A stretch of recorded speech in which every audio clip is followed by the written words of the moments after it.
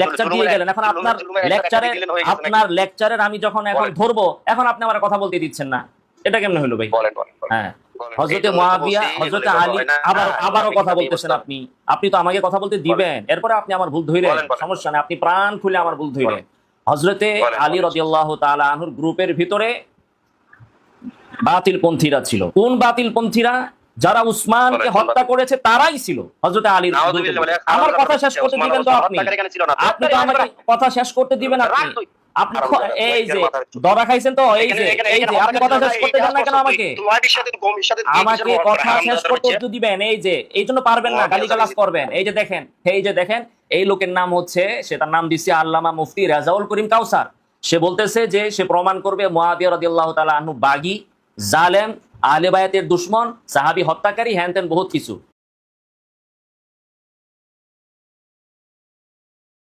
ওয়ালাইকুম রাহমাতুল্লাহি ওয়া বারাকাতুহু। রেজাউল কাউসার সাহেব বলছেন? ভাইজান, একটা পোস্ট ফেসবুকে দেখা যাচ্ছে যে আপনি চ্যালেঞ্জ করেছেন মুয়াবিয়া রাদিয়াল্লাহু তাআলা আনহুকে বাগী, জালেম, আহলে বায়াতের দুশমন, সাহাবী হত্যাকারী, জুমার খুতবায় গালি প্রচলনকারী, খেলাফত খাতকারী। তো মুয়াবিয়া রাদিয়াল্লাহু আনহুকে আপনি বাগী কেন বলছেন? বাগী আমি কেন বাগী বলবো? এটা হাদিস শরীফে বলছে। কোথায় বলছে যে মুয়াবিয়া রাদিয়াল্লাহু তাআলা আনহু বাগী? বুখারী শরীফে বলছে। বাগী মানে কি? বুখারী শরীফে বলছে। বাগী মানে তো বিদ্রোহী। বিদ্রোহী। বুখারীর কোন হাদিসে বলা হয়েছে? কত নং হাদিসে? এটা তো আপনার সাথে আমি এখন তর্ক করলে, বহস করলে তখন আলোচনা হবে। আপনি কি বলতেছেন পরিচয় দেন? আমি রাকিবুল ইসলাম বলতেছি। কিছুক্ষণ আগে যে একটা নম্বরে, হ্যাঁ, আমি রাকিবুল ইসলাম বলছি। হ্যাঁ, রাকিবুল ইসলাম বলছি। আচ্ছা আচ্ছা ভাই, বাহাস বা ওটা বাহাস টাহাস না, আপনাকে আমি বলছি যেটা যে বুখারীর হাদিস তো বললেন, তো বুখারী হাদিসে কি আছে একটু আমাকে বলেন, কি আছে যে মুয়াবিয়া রাদিয়াল্লাহু আনহু বাগী? কোথায় এটা, কোন হাদিসে? বুখারীর হাদিসে আছে। বুখারী শরীফে কিতাবুল ঈমান, কিতাবুল জিহাদ, কিতাবুস সালাত, আপনি শুধু হাদিসের অংশটা বলেন, শুধু হাদিসের অংশটা আরবিতে বা বাংলায় বলেন যে এখানে মুয়াবিয়া রাদিয়াল্লাহু তাআলা আনহুকে বাগী কোথায় বলা হয়েছে? তাকতুলুহু ফিয়াতুল বাগিয়া। জি। ওয়াইহা আম্মার তাকতুলুহু আল ফিয়াতুল বাগিয়া। হ্যাঁ, বুঝলাম। এই যে ফিয়াতুল বাগিয়া, এই ফিয়াতুল বাগিয়া ঠিক বুখারী শরীফের হাদিস শরীফের পাশে যে টিকা, এই ফিয়াতুল বাগিয়া কাকে বলা হয়েছে সুস্পষ্টভাবে? আই ফিয়াতু মুয়াবিয়া। ওকে, মুয়াবিয়ার ফিয়াত অর্থাৎ সিফফিনের যুদ্ধে আম্মার রাদিয়াল্লাহু তাআলা আনহুকে হত্যা করা হয়েছে। এই জিনিসটা তো সুস্পষ্ট নাকি মিথ্যা? না, আপনি সিফফিনের যুদ্ধে, আমি কি বলি শুনেন, সিফফিনের যুদ্ধে আমার সাথে তর্ক করতে হলে এজন্য বলতেছি, আপনি একটা বলবেন আমি একটা বলবো, এটা হয় না। কথা বললে তর্ক না, আপনি কথা বলেন, আপনি আরো বলেন, আপনার মন ভরে কথা বলেন। বলেন, জি বলেন। বলতেছি এই ফিয়াতু বাগিয়া যেটা বলা হচ্ছে বিদ্রোহী গ্রুপ, এটা মুয়াবিয়া এবং মুয়াবিয়ার সঙ্গী সাথী তাদেরকে বিদ্রোহী বলে। কেন বিদ্রোহী বলা হচ্ছে? অর্থাৎ সিফিনের যুদ্ধে মাওলা আলী আলাইহিস সালামের বিরুদ্ধে তথা হকের বিরুদ্ধে তথা ইসলামের বিরুদ্ধে যুদ্ধ করার কারণে এই জন্য ফিয়াতুল বাগিয়া বলা হচ্ছে। বিদ্রোহী কিসের বিরুদ্ধে? মাওলা আলীর বিরুদ্ধে, মানে ইসলামের বিরুদ্ধে। কেন? মাওলা আলী বলতে ইসলাম, যেমন কারবালা ইমাম হুসাইন মানে ইসলাম। ঠিক এই আবু জেহেলের বিরুদ্ধে আমাদের প্রাণাদিক প্রিয় নবী সাল্লাল্লাহু আলাইহি ওয়াসাল্লাম বলেন ইসলাম।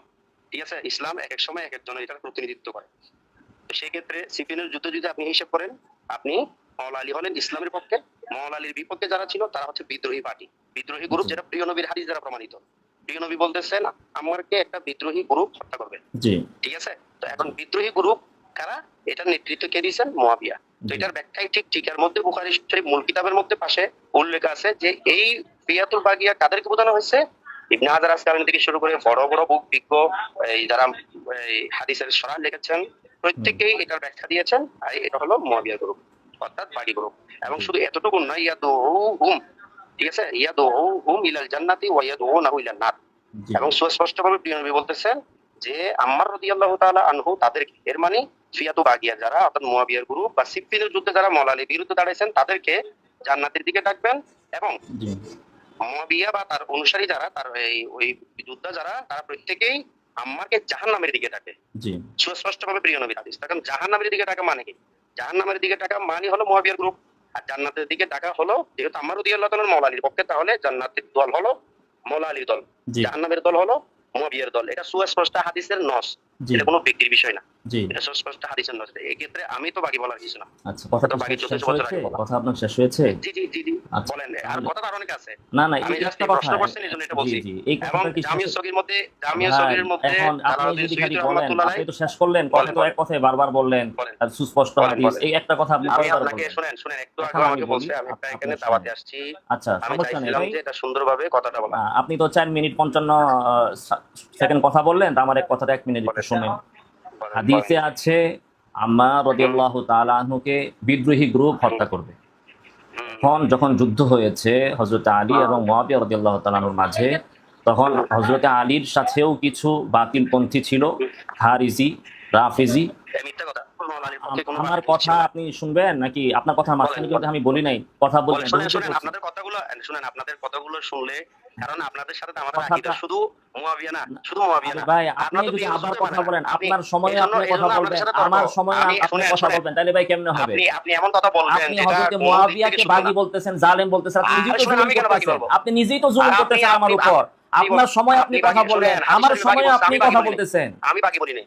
আপনি তো কথা বললেন আমার 5 সময় মিনিট, বলতে আপনি প্রায় যে 5 বলছেন মিনিট দুই আপনি পক্ষে কথা বললেন। বাতিল ছিল। আপনি এটা কিভাবে প্রায় বলবেন? 5 দুই মিনিট পক্ষে আপনি বাতিল কথা কিভাবে বললেন। হয়? হ্যাঁ, আমি যা বলি সেটাকে আপনি খণ্ডন করবেন আমার বক্তব্যের পরে। আমি হুম, তো আপনার বক্তব্যের ভিতরে কথা বলেন, বলি নাই। বলেন, এখন আপনি বলেন মুয়াবিয়াকে দেখি। জালেম বলতেছেন, এখন আপনি নিজেই তো জালেম। আপনি তো আপনার সময়ে কথা বললেন, আমার সময়ে আপনি আমার কথা বলতে দিচ্ছেন না, তো আপনি বলেন, নিজেই এটাকে জালেম। জুলুম বলে আপনি না, এটাকে জুলুম মুয়াবিয়ারে বলে না। জালেম এদের কথায় জুলুম বলে না জালেম নাকি? কিভাবে বলে জুলুম এটা তো অর্থ জানেন কি? না। জুলুম অর্থ এটা কি কি? জুলুমের জুলুম অর্থ অর্থ কি? কি? বলেন না। হ্যাঁ, কি বলবেন না? ওয়াজু জুলুমের শাই অর্থ কি আলা বলেন? গায়রি আপনি জানেন মাহাল্লিহি, বলছেন। বলেন ওয়াজু না। শাই আলা গায়রি মাহাল্লিহি। হ্যাঁ, হ্যাঁ, এটা হলো হ্যাঁ। জুলুম। তো আপনি আপনার লেকচার দিয়ে গেলেন। এখন আপনার জুলুমের একটা ক্যাটাগরি দিলেন, হয়ে গেছে নাকি? আপনার লেকচারের আমি যখন এখন বলেন, ধরবো, এখন আপনি আমার কথা বলতে দিচ্ছেন না। এটা কেমনে হলো ভাই? বলেন, বলেন, বলেন। হ্যাঁ, বলেন। হযরতে এইজন্যই তো মুয়াবিয়া, বলছি এগুলো হযরতে এভাবে আলী, হয় না। আবারও সঠিক কথা কথা বলতেছেন বুঝতে হবে। আপনি।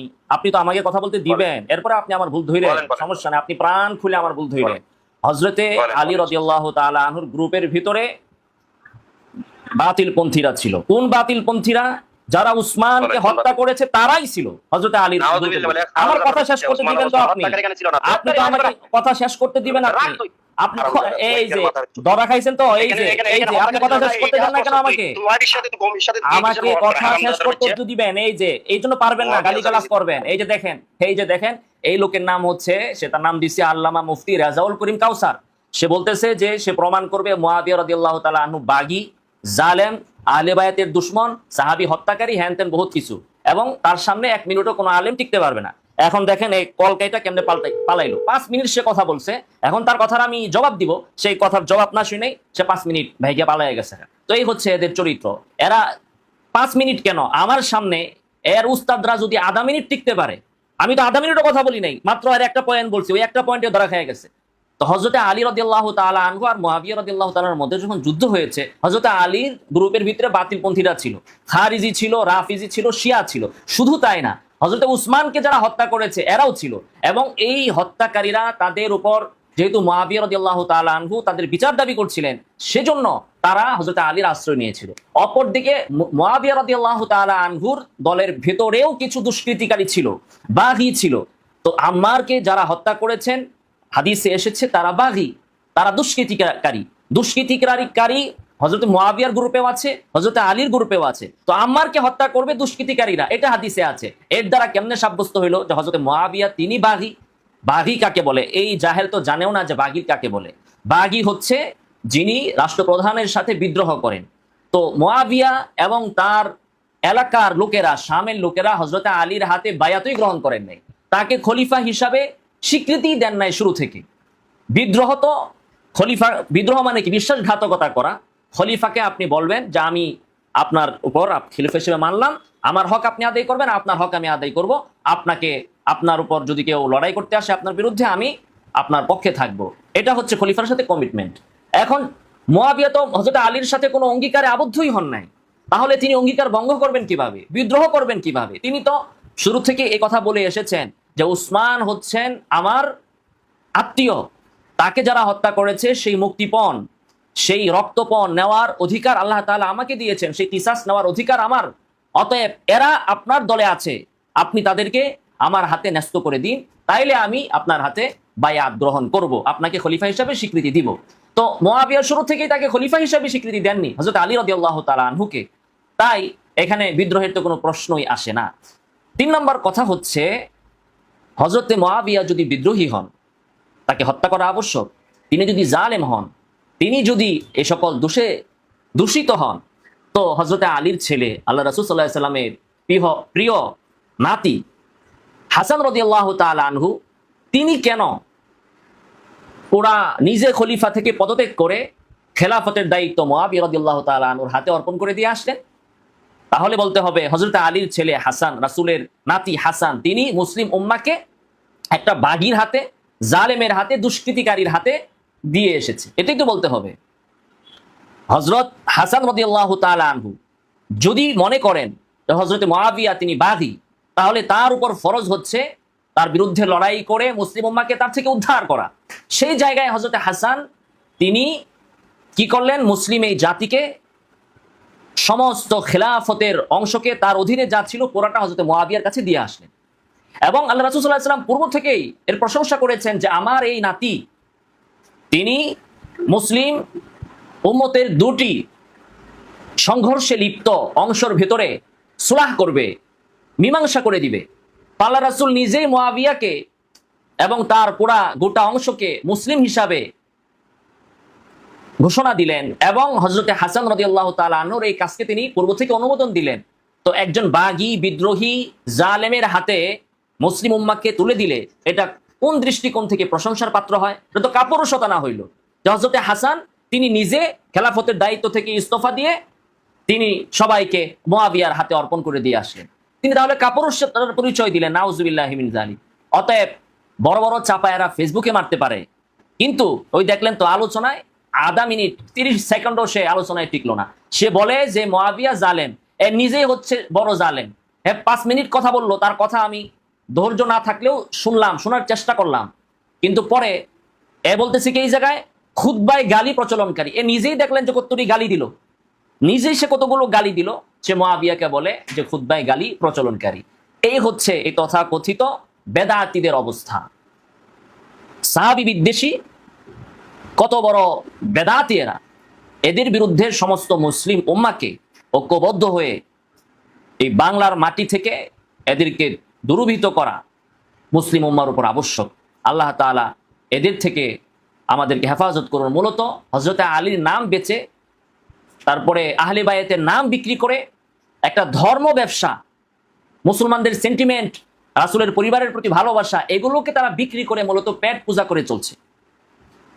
সরকারের উচিত, জনগণের উচিত, সকলের উচিত এই ধরনের ভণ্ড ধর্ম ব্যবসায়ী, প্রতারক, এদেরকে অতি দ্রুত আইনের হাতে, আইনের আওতায় নিয়ে এসে মুসলিম উম্মাহকে এদের চক্রান্ত, ধোঁকাবাজি, প্রতারণা থেকে হেফাজত করুন। আল্লাহ তাআলা তৌফিক দান করুন। আমিন। ওয়া আখিরু দাওয়ানা আলহামদুলিল্লাহি রাব্বিল আলামিন।